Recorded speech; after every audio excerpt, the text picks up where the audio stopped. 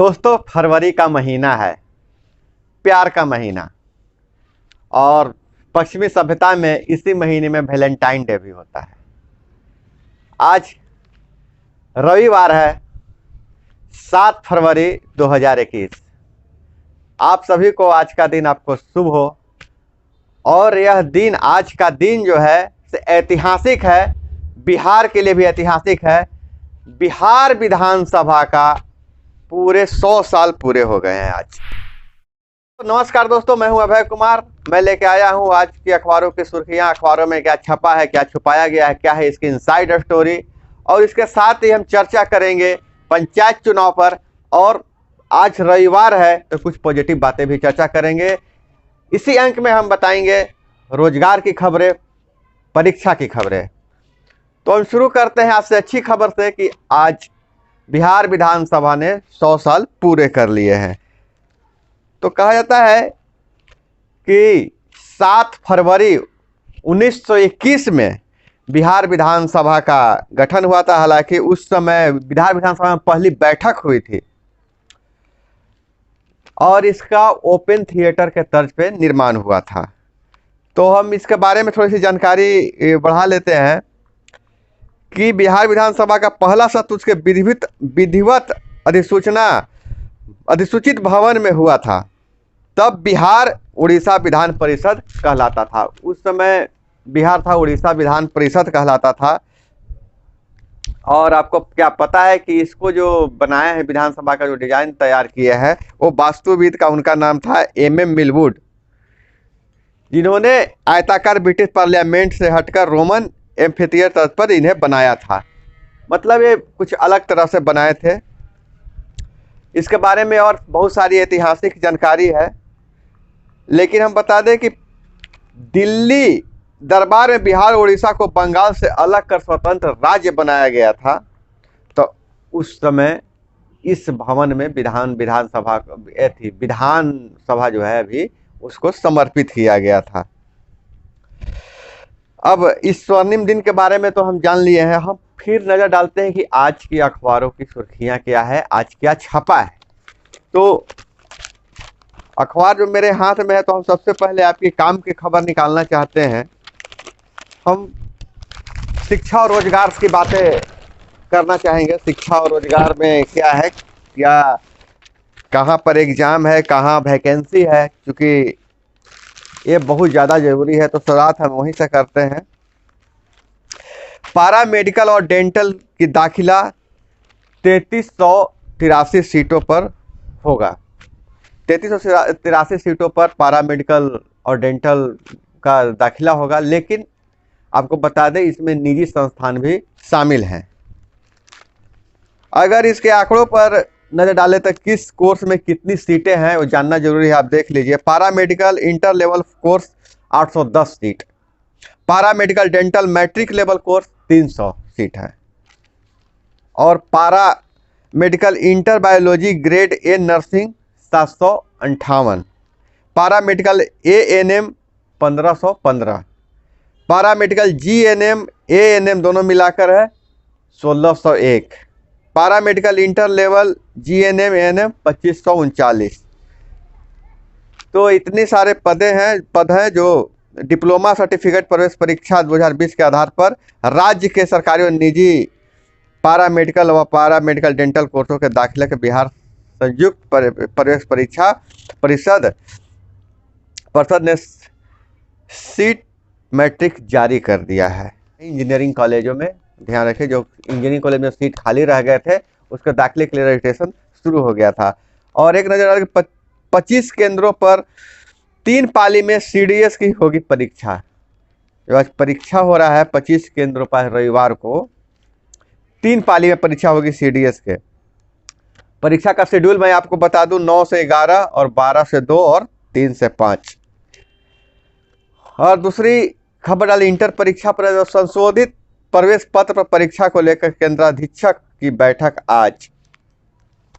बहुत सारे जो प्रवेश पत्र मिले थे इंटर के, उनके सब्जेक्ट में गड़बड़ी हो गई थी, तो उस पर निर्णय लेने के लिए आज बैठक किया जा रहा है। और आपको बता दें कि आपको लिंक से वो अपना जो सुधारा हुआ जो प्रवेश पत्र है वो डाउनलोड कर सकते हैं और इस संबंध में परीक्षार्थी को घोषणा पत्र भी देना होगा। और एक करते हैं जो वैकेंसी की बात करें, एनटीए करेगा एकेडमिक कंसल्टेंट की नियुक्ति, 15 तक मांगे आवेदन। National testing agency NTA academic consultant की नियुक्ति करेगी और यह नियुक्ति का जो आवेदन फॉर्म 15 मार्च तक लिया जा रहा है। लेकिन आपको ध्यान रहे कि इन पदों के लिए रिटायर्ड एसोसिएट प्रोफेसर तथा पीएचडी डिग्री वाले सर्विस एकेडमिक में आवेदन मांगे हैं। जो रिटायर्ड प्रोफेसर हुए और पीएचडी डिग्री वाले ही इसमें आवेदन दे सकते हैं। तो ये थी रोजगार की कुछ खबरें। लेकिन और हम फिर बात करते हैं बिहार की खबरों के। तो चुनाव संबंधी खबर एक बार थोड़ा सा हेडिंग देखकर थोड़ा कंफ्यूजन हो रहा है। जो बार बार चर्चा हो रही थी कि बिहार में दलगत चुनाव होंगे क्या, लेकिन आरसीपी सिंह जो जदयू के अध्यक्ष हुए उनके बयान से कुछ थोड़ी सी कंफ्यूजन हो रहा है।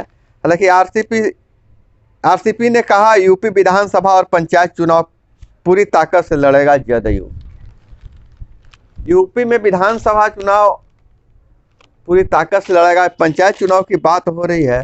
तो ये पंचायत चुनाव तो अभी तुरंत बिहार में है, तो जदयू कहाँ की बात कर रही है। विधानसभा का तो समझ में आता है कि यूपी में लड़ेगी, लेकिन पंचायत चुनाव में थोड़ा सा कंफ्यूजन है, अंदर की खबरों में उसे क्लियर नहीं किया गया है।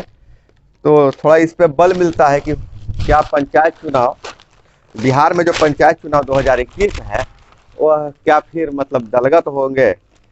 इस पर थोड़ा सा कंफ्यूजन बरकरार है और जैसे ही नया अपडेट आता है मैं आपको इस बारे में बताऊंगा। अगर नेशनल बात करें तो भारत में अभी जोर शोर से मांग उठ रहा है कि रतन टाटा को भारत रत्न का उपाधि दिया जाए। तो टाटा बोले मैं भाग्यशाली भारतीय भारत रत्न के लिए अभियान नहीं चलाएं। रतन टाटा बोले कि सोशल मीडिया पर जो आप लोग अभियान चला रहे हैं भारत रत्न के लिए वो अभी नहीं चलाएं और मैं अपने आप को भाग्यशाली भारतीय मानता हूं और इस तरह के नहीं भी मिलता है, मैं इसका भूखा नहीं हूं कि आप मुझे भारत रत्न मिले। खैर टाटा का दिल बड़ा है, टाटा को कौन नहीं जानता है।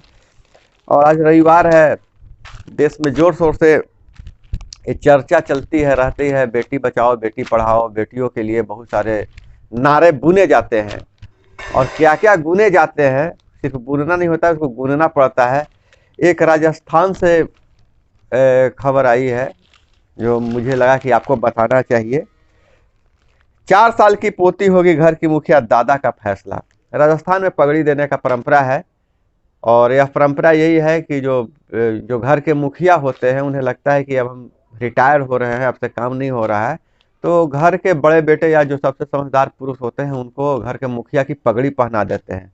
लेकिन राजस्थान में एक घटना घटी है। मीना समाज के परिवार ने पिता के मौत के बाद उसकी 4 साल की बेटी को पगड़ी दिया गया, घर की मुखिया बनाया गया। ये मतलब बहुत अच्छी पहल है और हम इसको थोड़ा सा पढ़ के बता दे रहे हैं कि क्या जानकारी है। धर्मेंद्र मीना का 24 जनवरी को दिल का दौरा पड़ने से निधन हो गया था। 4 साल की खुशमिता गन्नू उनकी इकलौती संतान है। ऐसे में जब परिवार में पगड़ी की रस्म की बात आई तो महेश मीना ने अपने बेटी की पगड़ी पोती गुन्नू को पहनाने का फैसला किया। समाज ने भी उनके फैसले पर मोहर लगाई। खुशमिता को घर का मुखिया चुन लिया गया। ये तस्वीर के साथ फोटो है और ये तस्वीर मैं अलग से भी डाल दूंगा, देख सकते हैं। और बहुत ही प्रेरक यह खबर लगी, इसलिए मुझे आपको बताना जरूरी लगा कि मैं इसे बता लिया जाए। और जहाँ तक अंधविश्वास की बात है, देखिए धर्म अलग चीज़ होता है, अंधविश्वास अलग चीज़ होता है। और ऐसा नहीं है कि जो भारतीय धर्म, भारतीय लोग ही अंधविश्वासी होते हैं। बहुत सारा अंधविश्वास विकसित देशों में है, लेकिन ये बात अलग है, उसकी खबर यहाँ तक नहीं आती है, चाहे वो अपने आप को उसको प्रसारित नहीं करते। भारतीय समाज में एक अच्छी पहल है कि हमारे यहाँ बहुत सारे समाज सुधारक हुए हैं, कबीर हुए, बुद्ध हुए, महावीर हुए, राजा राम मोहन राय हुए। उन्होंने धर्म में जो चली आ रही परंपरा से पंगा लिया और समाज को सुधारने का काम किया। जब बाकी जो अन्य धर्मों में ऐसे हिम्मत दिखाने वाले कम लोग हैं। तो रोमानिया की बात है, बस ईसाइयों में एक होती है शुद्धिकरण की प्रक्रिया होती है, बपतिस्मा। बपतिस्मा जिसको कहते हैं, जहाँ एक 6 हफ्ते के बच्चे को पानी में 3 बार डुबा दिया। बपतिस्मा में 3 बार पानी में डुबा के कहा जाता है कि आप शुद्ध हो गए हैं, आप ईसाइयत, आप मतलब ईसाई हो गए हैं। तो 6 हफ्ते के बच्चे को 3 बार पानी में डुबा दिया, जिससे उसकी मौत हो गई। तो इस तरह के कृत्य से बचना चाहिए। और एक इंटरेस्टिंग खबर है कि अमेरिका में एक रैपर ने अपने माथे पर जड़वा लिया 175 करोड़ रुपए का गुलाबी हीरा, माथा पर हीरा जड़वा लिए हैं। और एक बहुत ही इंटरेस्टिंग खबर ये भारत से ही है, धौलपुर से है। अक्सर हाँ होता है कि हम लोग 1 रुपया 2 रुपया कुछ सामान में ज़्यादा पैसा ले लिया जाता है तो हम लोग कुछ बोलते नहीं हैं, कुछ करते नहीं हैं। और एमआरपी से ज़्यादा, हालांकि एमआरपी से कम पे सामान बिकता है गांव देहात में, तो कभी एमआरपी से ज़्यादा नहीं लिया जाता है, लेकिन बहुत जगह एमआरपी से, बड़े शहरों में एमआरपी से ज़्यादा लेते हैं खर्च के, अन्य खर्च के नाम पे। तो एक घटना है कि यहाँ 99 रुपये का पेन 100 रुपया में बेच दिया था एक दुकानदार ने।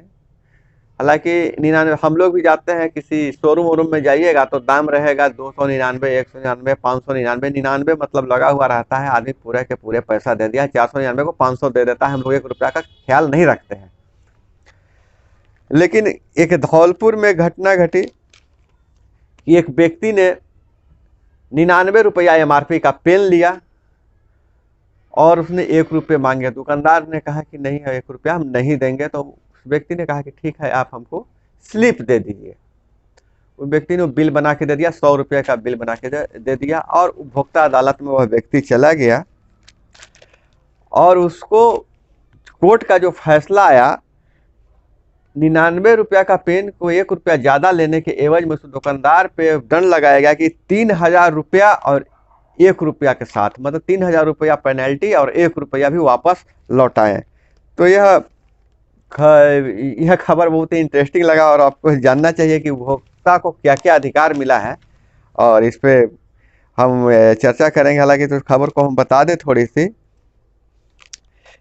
अधिकांश इस घटना के बाद अधिकांश जो दुकानदार हैं स्तब्ध रह गए हैं। उपभोक्ता राम बिहारी श्रीवास्तव ने बताया कि उन्हें 2 साल पहले दशहरा रोड स्थित एक फार्म किशन लाल रमेश चंद से एक पेन खरीदा जिसमें 99 रुपये का एमआरपी था। जैसा कि मैं बताया था, पेन खरीदने के बाद उसने 100 रुपये दिए, 1 रुपया नहीं लौटाया, फिर बिल लिया और उनको 3000 रुपये का जुर्माना लग गया। तो दोस्तों, ये थी आज की प्रमुख सुर्खियाँ, कुछ इंटरेस्टिंग सुर्खियाँ, रोजगार की खबरें। और आपसे एक गुजारिश है कि अगर आप इस चैनल पे नए हैं तो चैनल को सब्सक्राइब कर लीजिए, और जो भी सुझाव है आप कमेंट बॉक्स में लिखिए। और आपसे विदा लेने का समय होता है। जय हिंद, वंदे मातरम।